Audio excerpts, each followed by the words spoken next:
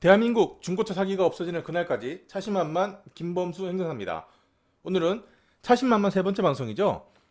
중고차도 사고 몇백만 원의 여유자금까지 챙길 수 있어 중고차 여유자금 많이들 알아보시는데요.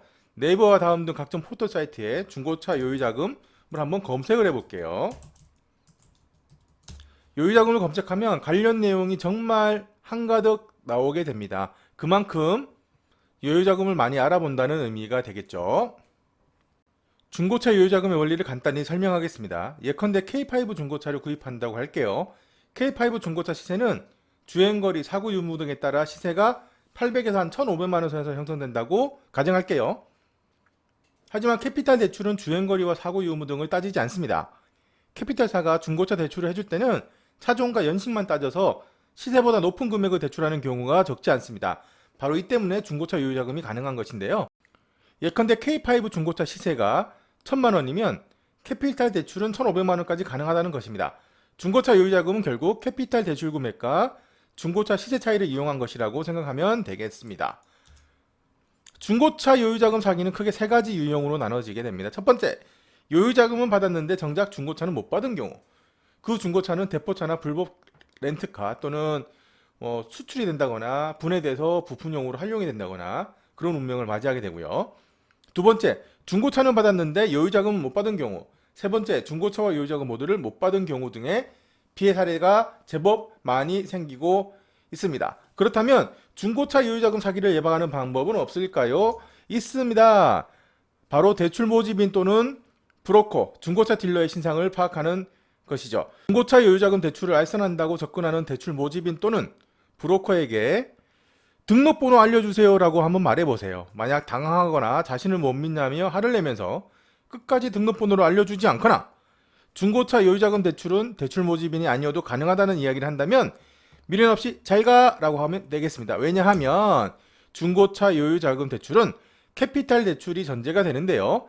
캐피탈사는 여신금융협회에 속해 있으며 여신금융협회에 속해 있지 않으면 대출 영업을 하지 못합니다.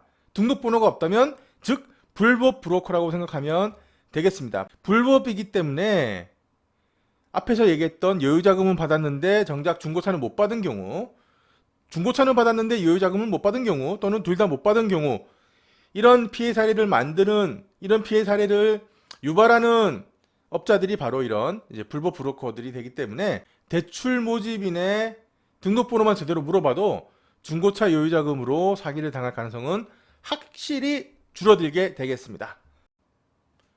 대출 모집인의 등록번호를 알았다면 그 다음은 어떻게 해야 될까요?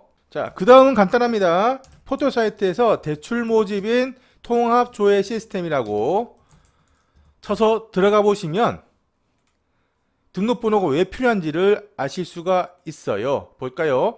대출 모집인 포털 사이트에 보시게 되면 대출 상담사 사진과 실제 얼굴을 대조하세요.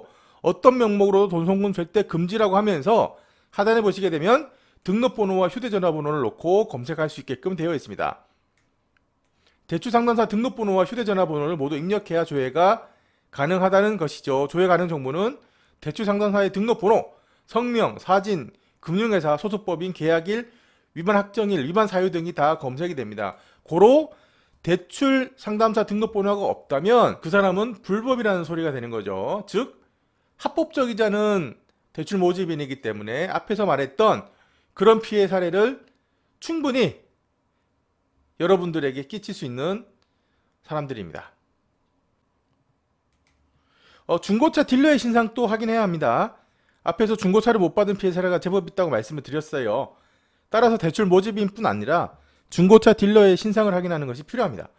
중고차 딜러에게는 자동차 매매 사원증을 확인해야 합니다.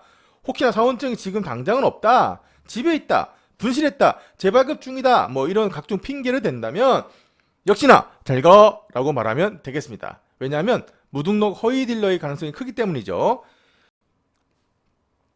이런 부분만 제대로 활용해도 여러분들은 중고차 여유자금으로 사기를 당하지 않습니다. 다시 한번 요약 정리를 해볼게요. 중고차 여유자금 사기 안 당하는 방법. 첫 번째, 대출 모집인에게 등록번호 확인. 브로커라고 제가 표시를 해놨는데 정상적인 대출 모집인이라면 등록번호가 있습니다. 대출 모집인 등록번호가 없다면 그냥 하시면 안 됩니다. 뭐 돈을 더 챙겨드릴게요. 뭐 더 잘해드릴게요. 아시죠? 살아보면 잘해준다는 친구들 치고 잘 안 해줍니다. 두 번째, 중고차 딜러 매매사원증을 반드시 확인할 것. 이 두 가지만 제대로 지켜도 중고차 여유자금으로 사기를 당하지 않습니다.